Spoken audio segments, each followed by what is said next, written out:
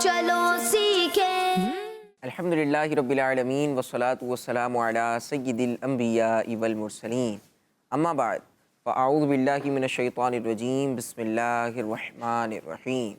پڑھیے الصلاۃ والسلام علیک یا رسول اللہ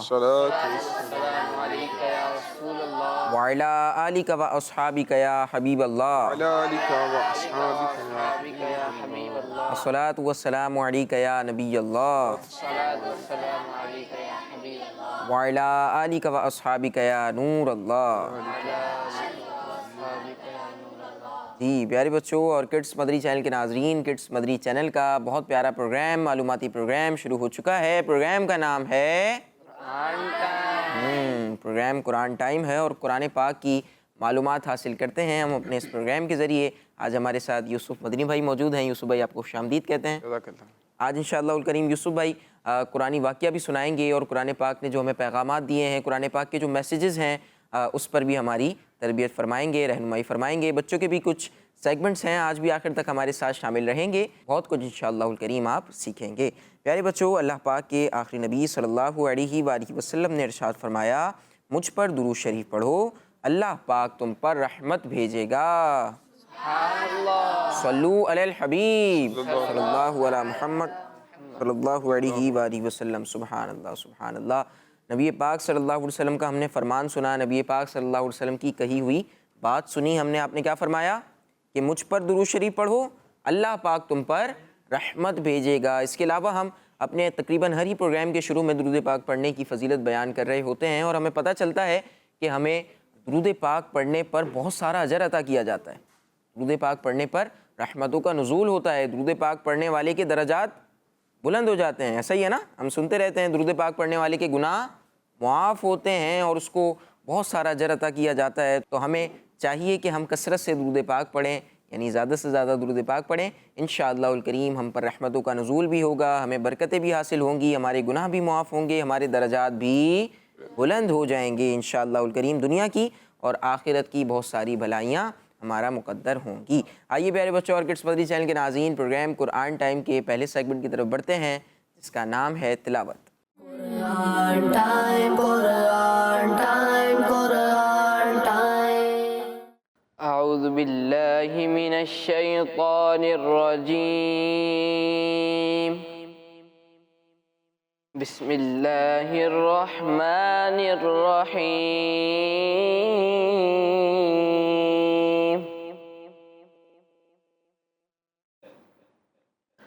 وَإِن يَمْسَسْكَ اللَّهُ بِضُرٍّ فَلَا كَاشِفَ لَهُ إِلَّا هُوَ، وَإِن يَمْسَسْكَ بِخَيْرٍ فَهُوَ عَلَى كُلِّ شَيْءٍ قدیر، وَهُوَ الْقَاهِرُ فَوْقَ عِبَادِهِ، وَهُوَ الْحَكِيمُ الْخَبِيرُ۔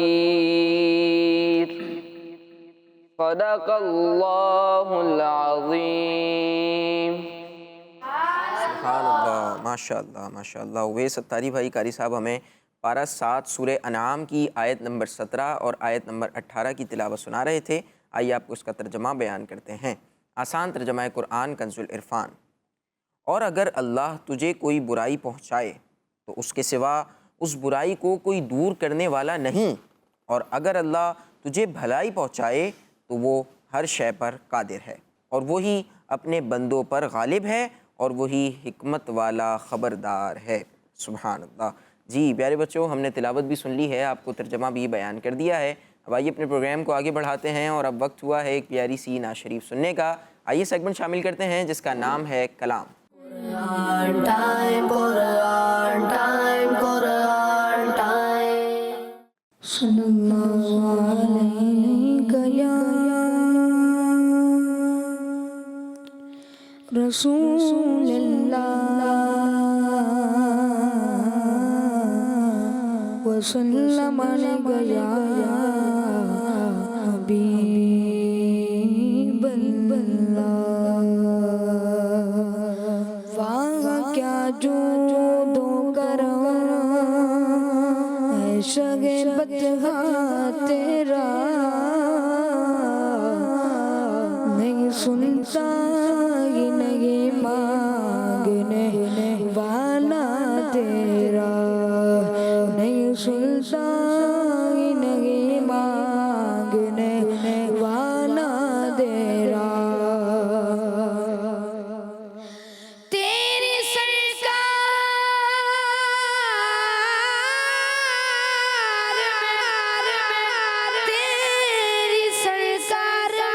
میں لاتا رضا اس کو شفیع جو میرا غوث گیا اور لاڈلا بیٹا تیرا صلی اللہ علیہ یا رسول اللہ وسلم علیہ یا حبیب اللہ میں مدینے چلا میں مدینے چلا میں مدینے چلا میں مدینے چلا میں مدینے چلا میں مدینے چلا میں مدینے چلا میں مدینے چلا پھر کرم ہو گیا میں مدینے چلا پھر کرم ہو گیا میں مدینے چلا کیف سا چھا گیا میں مدینے چلا کیف سا چھا گیا میں مدینے چلا جھومتا جھومتا میں مدینے چلا جھومتا جھومتا میں مدینے چلا اور میرے صدیق عمر ہو سلام آپ پر میرے صدیق عمر ہو سلام آپ پر اور رحمت صدا میں مدینے چلا اور رحمت صدا میں مدینے چلا گنبد سبز پر جب پڑے گی نظر گنبد سبز پر جب پڑے گی نظر کیا سرور آئے گا میں مدینے چلا کیا سرور آئے گا میں مدینے چلا میں مدینے چلا میں مدینے چلا میں مدینے چلا میں مدینے چلا پھر کرم ہو گیا میں مدینے چلا میرے گلدے قدم اور ان کا حرم میرے گلدے قدم اور ان کا حرم میرے گلدے قدم اور ان کا حرم لاج رکھنا خدا میں مدینے چلا لاج رکھنا خدا میں مدینے چلا میں مدینے چلا میں مدینے چلا میں مدینے چلا میں مدینے چلا پھر کرم ہو گیا میں مدینے چلا پھر کرم ہو گیا میں مدینے چلا سبحان اللہ ماشاءاللہ ماشاءاللہ بہت پیارا کلام ہمارے نعت خواں بھائی ہمیں سنا رہے تھے پھر کرم ہو گیا میں مدینے چلا جھومتا جھومتا میں مدینے چلا، میرے گندے قدم اور ان کا حرم لاج رکھنا خدا، میں مدینے چلا۔ اللہ کرے کہ یہ سعادتیں ہمیں نصیب ہوں کہ ہم اپنی سواری میں ہوں، اپنے طیارے میں ہوں اور یہ کلام پڑھ رہے ہوں کہ میں مدینے چلا، میں مدینے چلا، پھر کرم ہو گیا، میں مدینے چلا۔ آمین۔ آئیے پیارے بچوں اور کڈس مدری چینل کے ناظرین، پروگرام کو آگے بڑھاتے ہیں اور اب اپنے پروگرام کا نہایت اہم سیگمنٹ شامل کرتے ہیں۔ اس سیگمنٹ میں ہم قرآن پاک کے پیغامات کو سنیں گے۔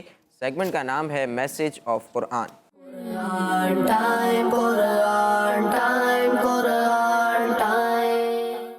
پیارے بچوں، اللہ پاک پارہ 19 سورہ فرقان کی آیت نمبر 72 میں ارشاد فرماتا ہے، والذین لا یشہدون الزور۔ ترجمہ کنز العرفان، اور جو جھوٹی گواہی نہیں دیتے۔ اس سورہ فرقان کی آیت نمبر 72 میں اللہ پاک نے کامل ایمان والوں کی ایک صفت اور خوبی کو بیان کیا ہے، اور اللہ پاک ارشاد فرماتا ہے کہ وہ لوگ جھوٹی گواہی نہیں دیتے۔ جو کامل ایمان والے ہیں جھوٹ نہیں بولتے، جھوٹوں کی محفل سے دور رہتے ہیں، ان کی صحبت سے دور رہتے ہیں، جھوٹ نہیں بولتے۔ تو جھوٹی گواہی دینا یہ اہل ایمان کا، اسلام کا اور مسلمانوں کا طریقہ ہرگز نہیں ہے۔ تو جو ایمان والا ہے، اللہ اور اس کے رسول پر ایمان رکھتا ہے، انہیں چاہیے کہ اللہ پاک قرآن کریم میں جن لوگوں کی تعریف کرتا ہے ان کے زمرے میں ان کے جیسا ہونے کی کوشش کرے، کہ جس سے اس کے اندر بھی خصوصیات پیدا ہو جائیں، ان لوگوں کی خصوصیات پیدا ہو جائیں جن کی اللہ رب العزت تعریف فرماتا ہے۔ تو جو کامل ایمان والا ہوتا ہے وہ نہ جھوٹ بولتا ہے، نہ جھوٹی گواہی دیتا ہے۔ تو پیارے بچوں، انسان بعض اوقات اپنے مفاد کے لیے جھوٹ بولتا ہے، بعض اوقات انسان جو ہے وہ کسی رشتہ داری کی وجہ سے جھوٹی گواہی دے دیتا ہے، کسی دوست کو بچانے کے لیے جھوٹی گواہی دے دیتا ہے۔ اب اسے معلوم ہے کہ یہ غلطی میرے دوست نے کی ہے، میرے رشتہ دار نے کی ہے، لیکن اس کے باوجود اسے گواہی کے طور پر بلایا جا رہا ہے۔ اس کے دوست کو پتہ ہے کہ میرے حق میں گواہی دے گا، اور جو ہے اس سے آ کر پوچھا جاتا ہے کہ بھئی تم گواہی دیتے ہو نا کہ اس نے ایسا کیا ہے؟ وہ کہتا نہیں، اس نے تو ایسا نہیں کیا، یہ کام تو کسی اور نے کیا ہے۔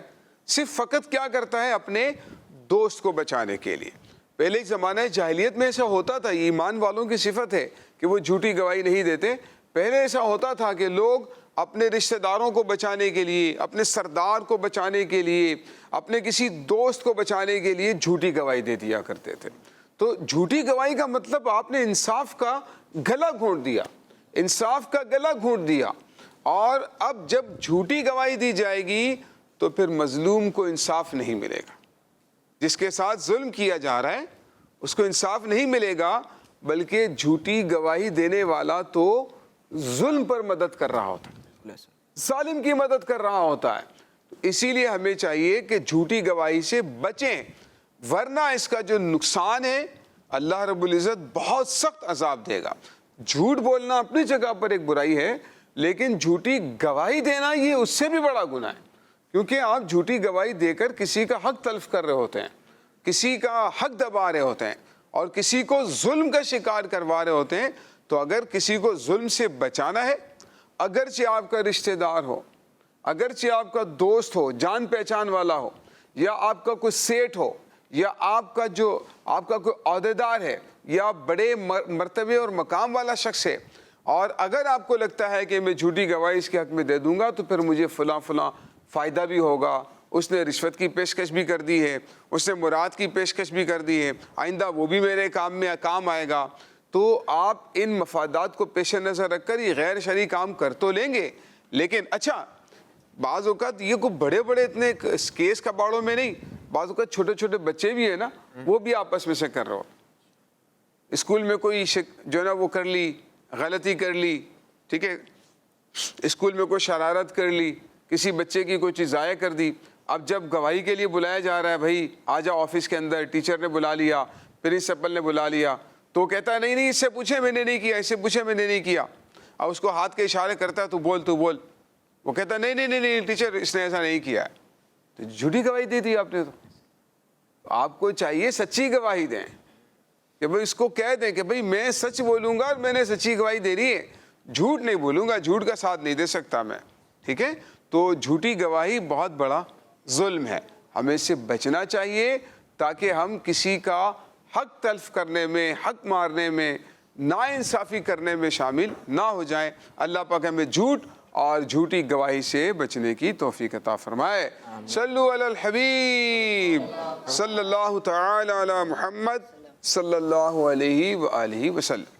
پیارے بچوں، اللہ پاک پارہ 19 سورہ فرقان کی آیت نمبر 75 اور 76 میں ارشاد فرماتا ہے، أولئك يجزون الغرفة بما صبروا ويلقون فيها تحية وسلاما خالدين فيها حسنت مستقرا ومقاما۔ ترجمہ ہے کنز العرفان۔ انہیں ان کے صبر کے سبب جنت کا سب سے اونچا درجہ انعام میں دیا جائے گا، اور اس بلند درجے میں دعائے خیر اور سلام کے ساتھ ان کا استقبال کیا جائے گا، ہمیشہ اس میں رہیں گے، کیا ہی اچھی ٹھہرنے اور قیام کرنے کی جگہ ہے۔ پیارے بچوں اور کڈز مدنی چینل کے ناظرین، یہ جو دو آیات آپ نے سنی ہیں اور ان کا ترجمہ بھی سنا ہے، اس میں اللہ رب العزت نے نیک لوگوں کے بارے میں ارشاد فرمایا کہ انہیں اللہ پاک کی اطاعت پر ڈٹے رہنے، یعنی قائم رہنے، گناہوں سے بچنے، کفار کی طرف سے پہنچنے والی تکلیفوں پر صبر کرنے، استقامت کے ساتھ عبادت کرنے اور تنگی پر صبر کرتے رہنے کے سبب جنت کا سب سے اونچا درجہ انعام میں دیا جائے گا۔ تو دیکھیں جو اعمال اور خوبیاں بیان کی گئی ہیں، اللہ تعالیٰ اس پر انعام کیا عطا فرما رہا ہے۔ تو اگر اپنے اندر یہ خوبیاں پیدا کریں گے تو اللہ پاک کی طرف سے جو مقرر کیا گیا انعام ہے، جنت میں سب سے جو اونچا درجہ ہوگا، اللہ پاک وہ انہیں عطا فرمائے گا، اور اس بلند درجے میں دعائے خیر اور سلام کے ساتھ ان کا استقبال کیا جائے گا۔ یہ استقبال یوں ہوگا کہ فرشتے دعائے خیر اور سلام کے ساتھ ان کی تعظیم کریں گے، یا یوں ہوگا کہ اللہ پاک ان کی طرف سلام بھیجے گا۔ مزید ارشاد فرمایا کہ وہ اس میں ہمیشہ رہیں گے، اور رہنے کے لیے کتنی اچھی جگہ ہے جو اللہ پاک نے ایمان والوں کے لیے تیار کی ہے۔ پیارے پیارے بچوں، آپ نے سنا کہ اللہ رب العزت دیکھیں کتنے بڑے بڑے انعامات عطا فرما رہا ہے، ون بائی ون۔ ہم کوشش کرتے ہیں کہ ایک ایک دو منٹ آپ کے سامنے گفتگو کریں۔ اللہ پاک نے کن لوگوں کی صفت کو اس میں بیان کیا ہے؟ اللہ پاک کی اطاعت پر جو لوگ ڈٹے رہتے ہیں، یعنی کہ ایک قائم رہتے ہیں۔ ایک تو ہوتا ہے نا کہ نیکی کر لیا آپ نے، دل ہو رہا ہے نیکی کی طرف، دل مائل ہے، ماہ رمضان میں آتے ہیں تو جناب مسجدیں بھر جاتی ہیں، فجر کی نماز میں مسجدیں بھری ہوئی ہوتی ہیں، ٹھیک ہے، تلاوت قرآن کرنے والوں کا تانتا بندھا ہوا ہوتا ہے، لیکن ماہ رمضان جیسے ہی رخصت ہوتا ہے، نمازی بھی رخصت ہو جاتا مسجد سے۔ تو ایسا نہیں کرنا ہے، ٹھیک ہے؟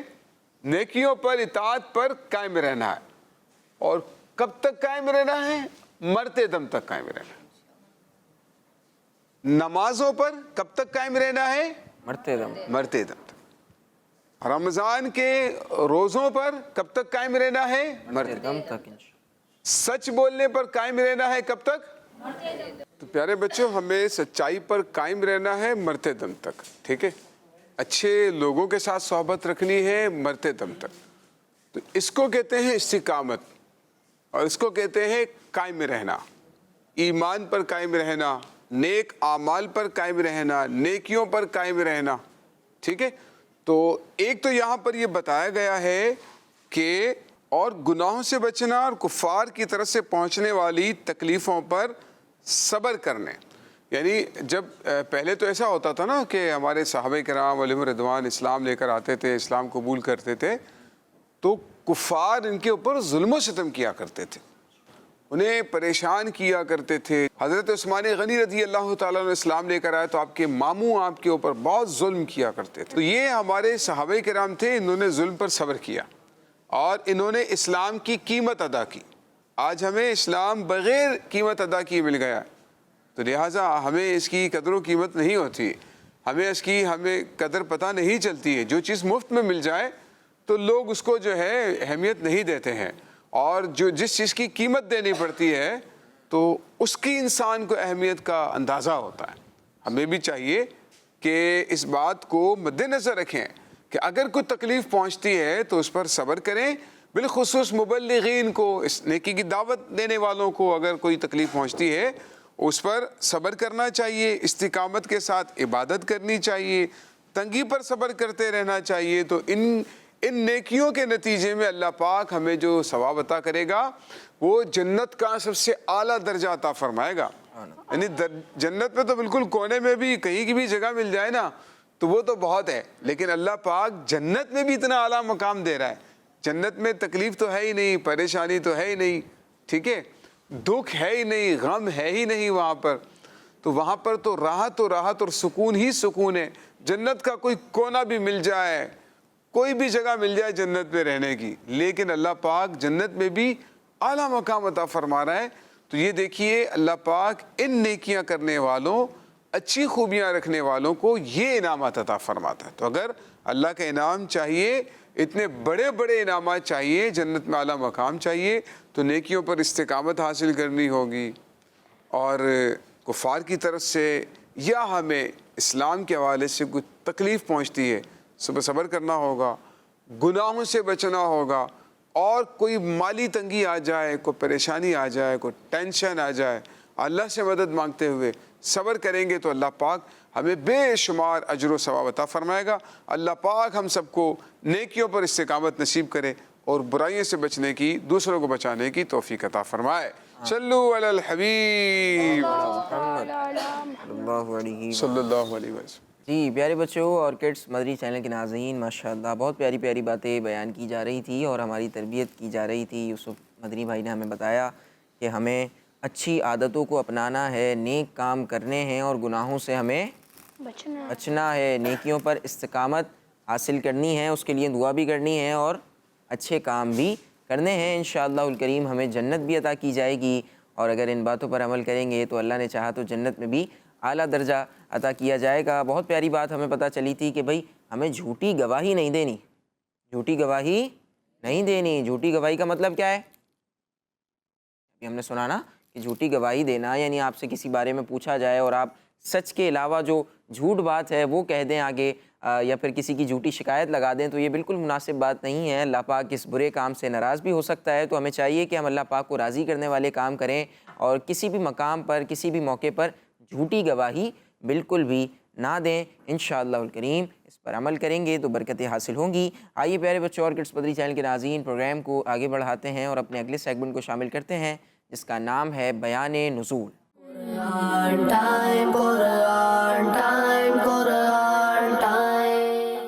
پیارے بچوں اور کڈس مدنی چینل کے ناظرین، جیسا کہ آپ کو معلوم ہے اس سیگمنٹ میں قرآنی آیات کے شان نزول بیان کیے جاتے ہیں، اور آج ہم پارہ نمبر 22 سورہ سبا کی آیت نمبر 34 کے شان نزول کے بارے میں سنیں گے۔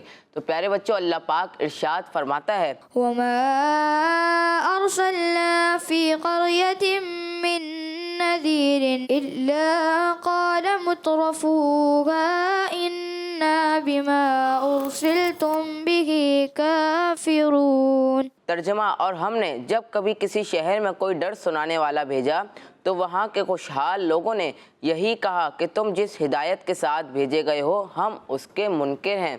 تو بچوں اس آیت کا شان نزول یہ ہے کہ دو شخص مل کر کاروبار کرتے تھے، ان میں سے ایک ملک شام کو گیا اور ایک مکہ شریف میں رہا۔ جب نبی کریم صلی اللہ علیہ وسلم نے اعلان نبوت فرمایا اور اس نے ملک شام میں پیارے آقا صلی اللہ علیہ وسلم کی خبر سنی تو اپنے پارٹنر کو خط لکھا اور اس سے پیارے آقا صلی اللہ علیہ وسلم کا تفصیلی حال معلوم کیا۔ تو اس شخص کے پارٹنر نے جواب میں لکھا کہ محمد صلی اللہ علیہ وسلم نے اپنی نبوت کا اعلان تو کیا ہے لیکن چھوٹے درجے کے غریب لوگوں کے علاوہ اور کسی نے ان کی پیروی نہیں کی ہے۔ جب یہ خط اس کے پاس پہنچا تو وہ اپنے کام کاج چھوڑ کر مکہ شریف آیا اور آتے ہی اپنے پارٹنر سے کہا کہ مجھے محمد صلی اللہ علیہ وسلم کا پتہ بتاؤ۔ پتہ معلوم کر کے وہ شخص پیارے آقا صلی اللہ علیہ وسلم کی خدمت میں حاضر ہوا اور اس نے عرض کی، آپ صلی اللہ علیہ وسلم دنیا کو کیا دعوت دیتے ہیں اور ہم سے کیا چاہتے ہیں؟ تو آپ صلی اللہ علیہ وسلم نے ارشاد فرمایا، جھوٹے خداؤں کی عبادت کو چھوڑ کر ایک اللہ پاک کی عبادت کرنا، اور آپ صلی اللہ علیہ وسلم نے اسے اسلام کے احکام بتائے۔ یہ باتیں اس کے دل میں اثر کر گئی اور وہ شخص پچھلی کتابوں کا عالم بھی تھا۔ کہنے لگا میں گواہی دیتا ہوں کہ آپ صلی اللہ علیہ وسلم بے شک اللہ پاک کے رسول ہیں۔ پیارے آقا صلی اللہ علیہ وسلم نے اس سے فرمایا تم نے یہ کیسے جانا؟ اس نے کہا کہ جب کبھی کوئی نبی بھیجا گیا پہلے چھوٹے درجے کے غریب لوگ ہی اس کی اطاعت کرنے والے ہوئے ہیں۔ اس پر یہ آیت کریمہ نازل ہوئی، صلو علی الحبیب صلی اللہ تعالی علی محمد صلی اللہ علیہ وسلم۔ جی پیارے بچوں اور کڈس مدری چینل کے ناظرین، ہم نے آیت سنی، آیت کا ترجمہ بیان کر رہے تھے عدیل بھائی، اور پھر اس کے بعد آیت کا شان نزول بیان کیا گیا۔ شان نزول کا مطلب کیا؟ نازل ہونے کی وجہ۔ شان نزول کا مطلب کیا ہوتا ہے؟ نازل ہونے کی وجہ، کہ جب یہ آیت مبارکہ نازل ہوئی تو کیا پس منظر تھا، کیا اس وقت واقعہ چل رہا تھا، کیا بات ہو رہی تھی، تو یہ ہمیں بیان کی جا رہی تھی۔ آئیے پیارے بچوں اور کڈس مدری چینل کے ناظرین، پروگرام کو آگے بڑھاتے ہیں اور اب اپنے پروگرام کے اگلے سیگمنٹ کی طرف بڑھتے ہیں، جس میں ہم ایک پیاری سی قرآنک اسٹوری سنیں گے۔ سیگمنٹ کا نام ہے ایک واقعہ۔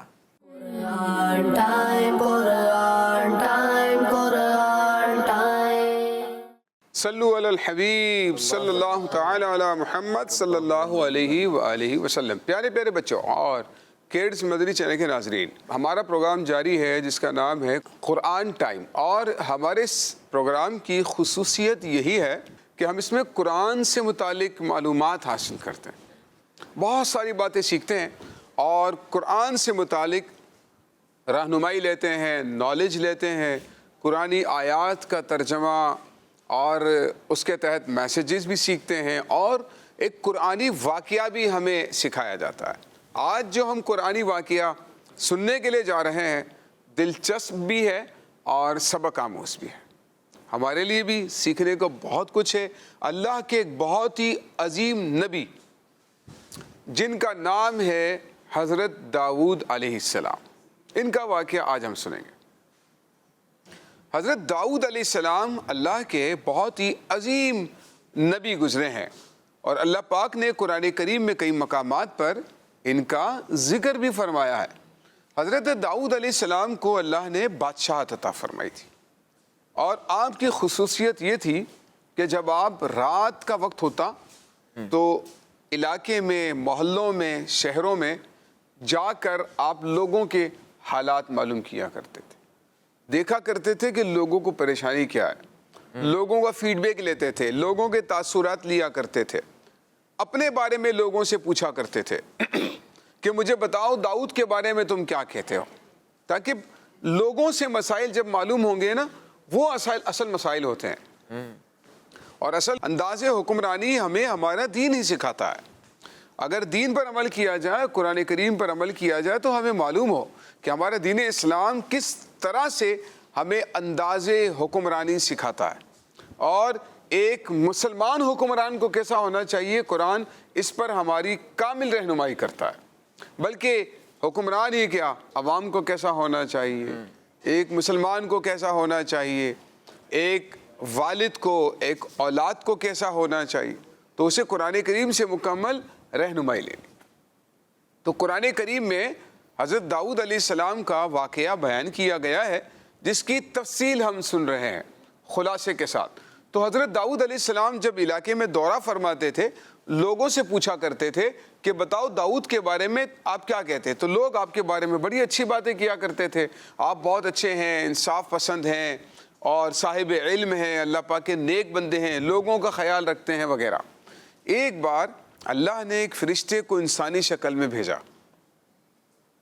اس فرشتے سے جب آپ نے یہ بات پوچھی، اس فرشتے نے کہا ویسے تو ماشاءاللہ بڑے اچھے آدمی ہیں، لیکن ایک بات ہے، وہ جو ہے نا، وہ اپنے گزر اوقات کے لیے، یعنی گھر کے اخراجات کے لیے جو رقم ہے، وہ مسلمانوں کے بیت المال میں سے لیتے ہیں، یعنی مسلمانوں کا جو خزانہ ہے تو وہ بھی لینا ظاہر جائز تھا، کوئی ناجائز تو نہیں تھا اس میں سے بھی۔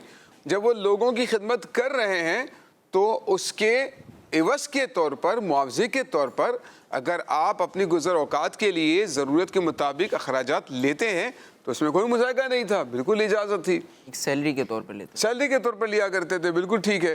اچھا اب بات یہ ہے کہ جو اللہ کے نیک بندے ہوتے ہیں اور جن کا مقام جتنا زیادہ ہوتا ہے، اللہ رب العزت کی طرف سے آزمائش بھی زیادہ ہوتی ہے، اور پھر اللہ تعالیٰ کی طرف سے یہ ہوتا ہے کہ یہ بندے اور محنت کریں، یہ بندے جو ہے وہ تقوی کے اور اعلیٰ مقام پر فائز ہو جائیں۔ تو اللہ پاک نے جو ہے اللہ پاک نے فرشتے کو بھیجا، اور فرشتے نے پھر یہی بات کی کہ وہ مسلمانوں کے بیت المال میں سے اپنی تنخواہ لیتے ہیں، سیلری لیتے ہیں۔ کیا یہ اچھا ہوتا کہ خود الگ سے کماتے اور اس کے بعد وہ اپنے گھر والوں پر خرچ کرتے، مسلمانوں کے بیت المال میں سے نہ لیتے۔ اب اللہ کے نبی ہیں، انہوں نے بالکل ایسا نہیں کہ فارمیلٹی کے طور پر وہ جاتے اور لوگوں سے پوچھتے تھے کرنا ورنہ کچھ بھی نہیں تھا، ایسا نہیں ہے۔ بلکہ جب انہوں نے ایک فیڈ بیک لے لیا کہ میرے بارے میں فیڈ بیک آیا ہے، اب آپ نے پکا ارادہ کر لیا اور اللہ کی بارگاہ میں دعا کر رہے ہیں۔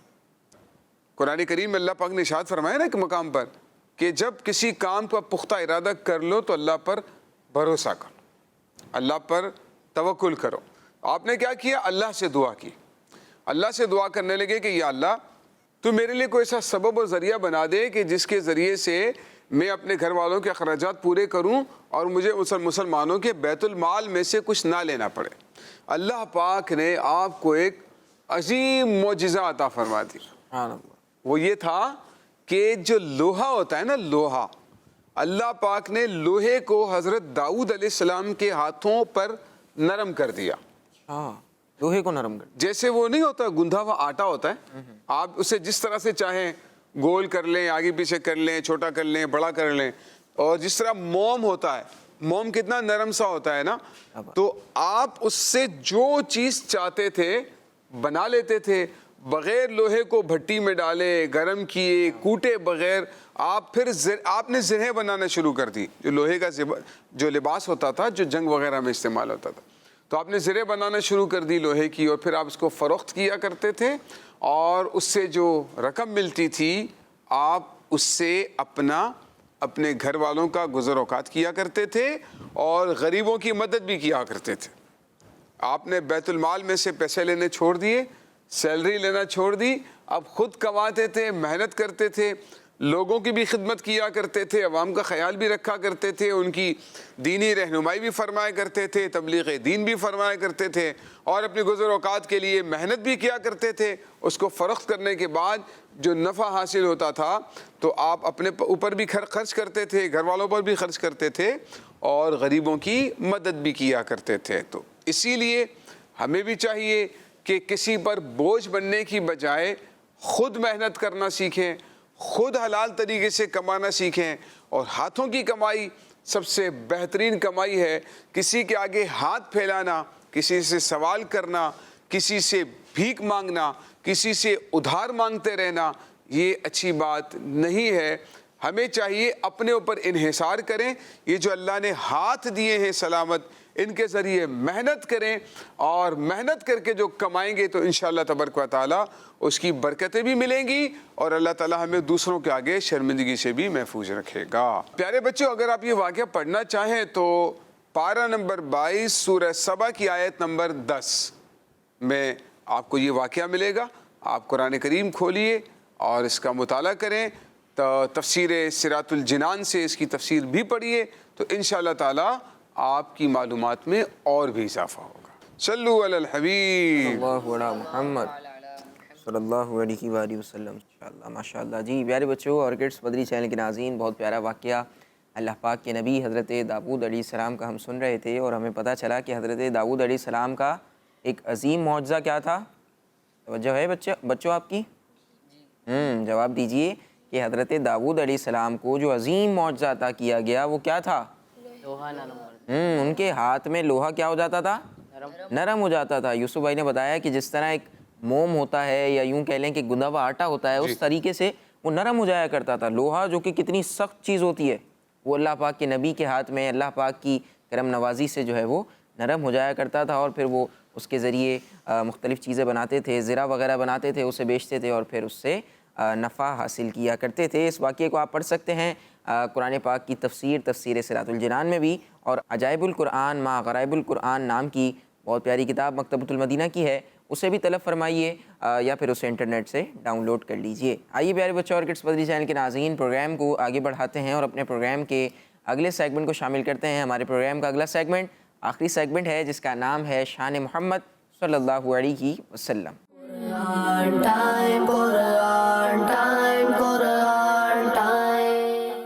پیارے بچوں اور کڈز مدنی چینل کے ناظرین، سیگمنٹ ہے شان محمد صلی اللہ علیہ وآلہ وسلم، جس میں ہم آخری نبی محمد عربی صلی اللہ علیہ وآلہ وسلم کی شان و عظمت، فضائل و برکات اور حضور صلی اللہ علیہ وآلہ وسلم کی وہ خصوصیات سنیں گے جو قرآن پاک میں بیان کی گئی ہیں۔ بچوں، اللہ پاک پارہ 15 سورہ بنی اسرائیل کی آیت نمبر 79 میں ارشاد فرماتا ہے، عسى أن يبعثك ربك مقاما محمودا۔ ترجمہ، قریب ہے کہ آپ کا رب آپ کو ایسے مقام پر فائز فرمائے گا جہاں سب تمہاری حمد کریں۔ پیارے بچوں اور کڈز مدنی چینل کے ناظرین، حدیث پاک میں ہے، حضور صلی اللہ علیہ وآلہ وسلم سے پوچھا گیا، یا رسول اللہ صلی اللہ علیہ وآلہ وسلم، مقام محمود کیا ہے؟ فرمایا، وہ شفاعت ہے۔ سبحان اللہ۔ پیارے بچوں، قیامت کے دن جب حضور صلی اللہ علیہ وآلہ وسلم کو مقام محمود پر فائز فرمایا جائے گا، وہ بھی کیا خوبصورت منظر ہوگا۔ مولانا حسن رضا خان صاحب رحمۃ اللہ علیہ فرماتے ہیں، فقط اتنا سبب ہے انعقاد بزم محشر کا کہ ان کی شان محبوبی دکھائی جانے والی ہے۔ یعنی اللہ پاک تو جانتا ہے کہ کس نے کیا کیا عمل کیے ہیں، کون ایمان والا ہے، کون غیر مسلم ہے۔ پھر ہمارا لمحے لمحے کا اعمال نامہ بھی تیار ہو رہا ہے، زمین بھی ہماری گواہ بن رہی ہے، ہمارے اوضاع بھی ہمارے گواہ بن رہے ہیں۔ پھر اس کے باوجود قیامت کا وہ دن کیوں رکھا گیا جب معلوم ہے کہ کس نے کیا کارنامے کیے ہیں، کون جنتی ہے، کون جہنمی ہے۔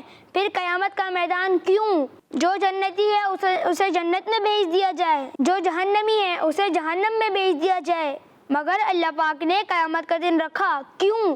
اس لیے تاکہ اس دن ساری مخلوق، اگلے پچھلے سب پیارے آقا صلی اللہ علیہ وآلہ وسلم کی شانیں اپنی آنکھوں سے دیکھ لیں۔ صلو علی الحبیب صلی اللہ تعالی محمد صلی اللہ صلی اللہ علیہ وآلہ وسلم۔ سبحان اللہ سبحان اللہ۔ نبی پاک صلی اللہ علیہ وآلہ وسلم کی شان بیان کی جا رہی تھی اور ہمیں پتہ چلا کہ نبی پاک صلی اللہ تعالیٰ علیہ وآلہ وسلم کی شان کو دکھانے کے لیے ہی قیامت قائم کی جائے گی نا پیارے بچوں۔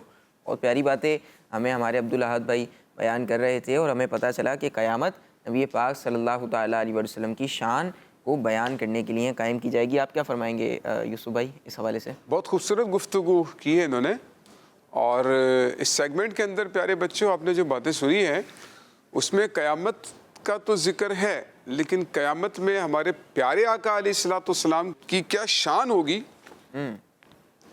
وہ منظر نہال بھائی واقعی میں دیکھنے کے قابل ہوگا۔ اچھا، یعنی قیامت میں ویسے تو لوگوں سے سوال جواب بھی ہو رہے ہیں، ٹھیک ہے، لوگ پریشان بھی ہیں، کہیں پر میزان پر ترازو میں لوگوں کی نیکیاں تولی جا رہی ہیں، کہیں پل صراط سے لوگ گزر رہے ہیں، تو کہیں حوض کوثر پر لوگ موجود ہیں، کہیں اپنا نامہ اعمال پڑھ کر سنا رہے ہیں، لوگ اپنی اپنی تکالیف کے اندر مبتلا ہوں۔ انبیاء کرام ممبروں پر جلوہ فرما ہوں گے۔ حضرت آدم علیہ السلام نے سبز کلر کا جبہ پہنا ہوگا اور وہ ممبر پر تشریف فرما ہوں گے، تو انبیاء کرام جو ہے وہ بھی تشریف فرما ہوں گے، سارے انبیاء ممبروں پر موجود ہوں گے۔ یہ بڑا ایک اہم ترین بات، سارے انبیاء ممبروں پر موجود ہوں گے۔ ہمارے پیارے آقا علیہ الصلوۃ والسلام ممبر پر نہیں بیٹھے ہوئے ہوں گے، اچھا، بلکہ لوگوں کی شفاعت فرما رہے ہوں گے۔ آقا علیہ الصلوۃ والسلام فرماتے ہیں، میں اپنی آستینوں کو اس طرح سے اوپر کر کے اپنی کمر پر دامن کو باندھ کر، اور جیسے کوئی ایک انسان مشکل بڑا کام کرنے کے لیے نا اپنے آپ کو بالکل ایکٹیو کر لیتا ہے، تو آقا علیہ الصلوۃ والسلام فرماتے ہیں میں اس طرح سے اپنے گناہگار امتیوں کی شفاعت کروا رہا ہوں گا۔ کیا بات، کیا بات۔ اور پیارے آقا علیہ الصلوۃ والسلام کبھی پل صراط پر رب سلم امتی رب سلم امتی کی صدائیں لگا رہے ہوں گے، جس کو اعلیٰ حضرت فرماتے ہیں رضا پل سے اب وجد کرتے گزری ہے، کہ ہے رب سلم صدائے محمد. آقا علیہ السلام صدا لگا رہے ہوں گے رب سلم امتی، رب سلم امتی، رب سلم امتی. تو اب جو ہے اعلیٰ حضرت فرماتے ہیں غم کرنے کی ضرورت نہیں ہے. فرماتے ہیں اب ڈرتے ڈرتے نہیں جائیں گے بلکہ جھوم کر جائیں گے. رضا پل سے اب وجد کرتے گزریے کہ ہے رب سلم صدائے محمد. پھر پیارے آقا علیہ السلام کبھی جو گناہ گار امتی ہوں گے ان کی گناہ زیادہ ہوں گے، نیکیاں کم ہوں گی، تو ان کی نیکیوں کا وزن زیادہ کروا رہے ہوں گے. کہیں پر آقا علیہ السلام اپنے گناہ گار امتیوں کو اور اپنے عاشقوں کو آب کوثر کے جام بھر بھر کر پیر عطا فرما رہے ہوں گے. بلکہ یہاں تک حدیثوں میں آتا ہے کہ دوزخ کے اندر جو لوگ جا چکے ہوں گے آقا علیہ السلام ان کو بھی دوزخ سے نکال کر جنت میں داخل کروا رہے ہوں گے. اور پھر وہاں پر جس کا ابھی ذکر ہے نا مقام محمود جس کا ابھی تذکرہ کیا گیا ہے، تو یہ مقام محمود وہ ہے کہ جہاں پیارے آقا علیہ السلام اللہ کی حمد بیان کر رہے ہوں گے اور اگلے پچھلے سرکار علیہ السلام کی حمد بیان کر رہے ہوں گے. اور ہم جب دعا پڑھتے ہیں نا، اذان کے بعد دعا پڑھی جاتی ہے، اس میں یہ لفظ ہم پڑھتے ہیں وَبْعَثْهُ مَقَامًا مَحْمُودًا الَّذِي وَعَدتَّ. کہ اللہ نبی کریم علیہ السلام کو وہ مقام محمود عطا فرما جس کا تو نے ان سے وعدہ فرمایا. اللہ تعالیٰ نے نبی کریم علیہ السلام سے وعدہ فرمایا، جو قرآن کریم کی آیت بھی ہم نے سنی ہے. تو اس میں اللہ تعالیٰ نے وعدہ فرمایا کہ آپ کا رب آپ کو مقام محمود پر کھڑا کرے گا. جو اگلے پچھلے پیارے آقا علیہ السلام کی حمد کر رہے ہوں گے تو یعنی قیامت کے دن ہر طرف سرکار کے جلوے نظر آ رہے ہوں گے. اور اسی کو اعلیٰ حضرت کے بھائی جان نے جو بیان فرمایا اور شعر آپ نے سنا کہ فقط اتنا سبب ہے انعقاد بزم محشر کا. فرما رہے ہیں قیامت تو اللہ تعالیٰ کو تو پتہ ہے کس نے جنت میں جانا ہے کس نے دوزخ میں جانا ہے. تو اللہ تعالیٰ ڈائریکٹ جنت میں داخل کر دیتا جنتیوں کو، دوزخیوں کو اللہ تعالیٰ ڈائریکٹ دوزخ میں داخل فرما دیتا. لیکن اللہ تعالیٰ نے یہ قیامت کا جو میدان ہے یہ کیوں قائم کیا ہے؟ فرما رہے فقط اتنا سبب ہے، اونلی، صرف فقط اتنا سبب ہے انعقاد بزم محشر کا. قیامت کا میدان اللہ تعالیٰ نے اسی لیے قائم کیا ہے. کیوں؟ ان کی شان محبوبی دکھائی جانے والی ہے تاکہ اگلے پچھلے لوگوں کو پتہ چلے کہ اللہ تعالیٰ نے اپنے نبی کی شان کتنی بلند کی ہے. دنیا میں تو لوگ نہیں مانتے، بعض لوگ نہیں مانتے، کہتے ہیں نہیں یہ نہیں ہے، وہ نہیں ہے، ایسا نہیں ہے، ویسا نہیں ہے. تو اعلیٰ حضرت فرماتے ہیں نا آج لے ان کی پناہ آج مدد مانگ ان سے، آج لے ان کی پناہ آج مدد مانگ ان سے، پھر نہ مانیں گے قیامت میں اگر مان گیا. اور ہمارے پیارے آقا علیہ السلام ارشاد فرماتے ہیں پیارے بچوں کہ اللہ تعالیٰ نے ہر نبی کو ایک دعا ایسی عطا فرمائی کہ وہ اللہ نے لازمی قبول کرنی ہے اپنی رحمت سے. ہر نبی نے، ہمارے آقا فرماتے ہیں، مفتی احمد خان نعیمی رحمۃ اللہ تعالیٰ نے تفسیر نعیمی میں بھی نقل کیا ہے، فرماتے ہیں ہر نبی نے دنیا کے اندر اس دعا کو مانگ لیا اور وہ قبول ہو گئی.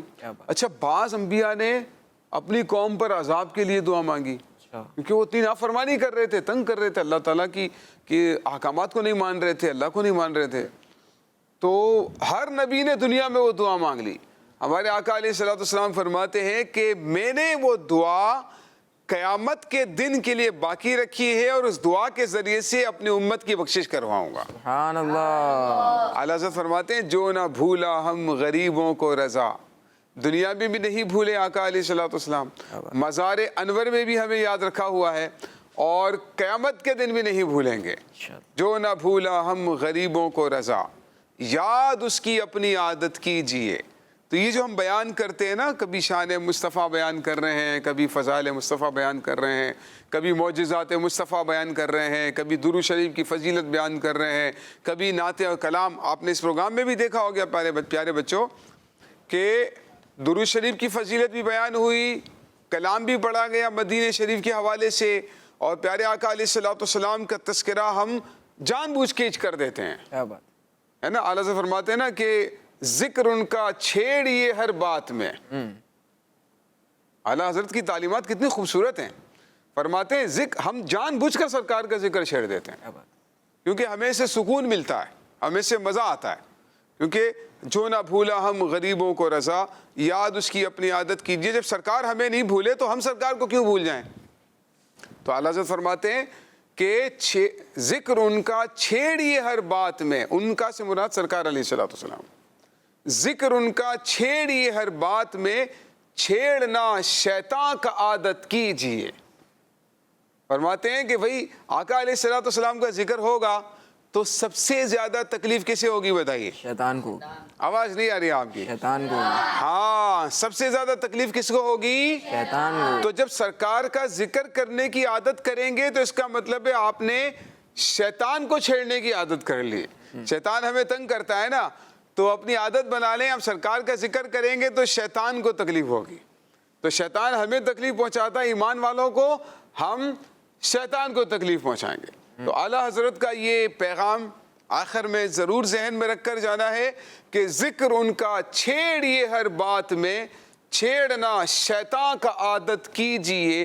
تو سرکار علیہ الصلوۃ والسلام کے ذکر جان بوجھ کر دیا کریں۔ دوستوں میں بیٹھے ہیں، گھر والوں میں بیٹھے ہیں، کسی بھی محفل میں بیٹھے ہیں، پیارے آقا علیہ الصلوۃ والسلام کا کوئی واقعہ، کوئی معجزہ، کوئی شان حضور علیہ الصلوۃ والسلام کی بیان کر دیں، نعت شریف پڑھنا شروع کر دیں۔ تو یہ سارے درود پاک پڑھیں، یہ بھی سرکار علیہ الصلوۃ والسلام کا ذکر ہے نا۔ تو ذکر ان کا چھیڑی ہر بات میں، چھیڑنا شیطان کا عادت کیجیے۔ اللہ پاک اس مقام محمود میں کے قریب ہمیں بھی جگہ عطا فرمائے سرکار کے قدموں میں، اور سرکار علیہ الصلوۃ والسلام کی خاص نگاہ عنایت قیامت کے دن ہم گناہ گاروں کو بھی نصیب فرمائے۔ آمین، ماشاء اللہ۔ جی پیارے بچوں اور کڈس مدری چینل کے ناظرین، بہت خوبصورت باتیں، بہت پیاری باتیں بیان کی جا رہی تھی، اور ہمیں بہت کچھ اس سے سیکھنے کو بھی ملا ہے، اور یہ بات بھی پتہ چلی کہ جو نبی پاک صلی اللہ علیہ وآلہ وسلم کو مانتے ہیں، آپ کے فضائل کو مانتے ہیں، آپ کے فضائل کو بیان کرتے ہیں، انہیں دنیا میں بھی برکتیں مل رہی ہیں، اور انہیں آخرت میں بھی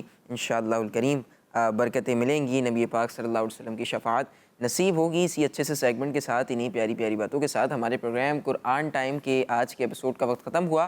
آپ سے ملاقات ہوگی اگلے ایپیسوڈ میں۔ اپنا خیال رکھیے، ہمیں دعا میں یاد رکھیے، اور نمازوں کی پابندی کیجیے۔ صلو علی الحبیب صلی اللہ علی محمد صلی اللہ علیہ وآلہ وسلم۔ دیکھتے رہیے کڈس مدنی چینل۔ قرآن ٹائم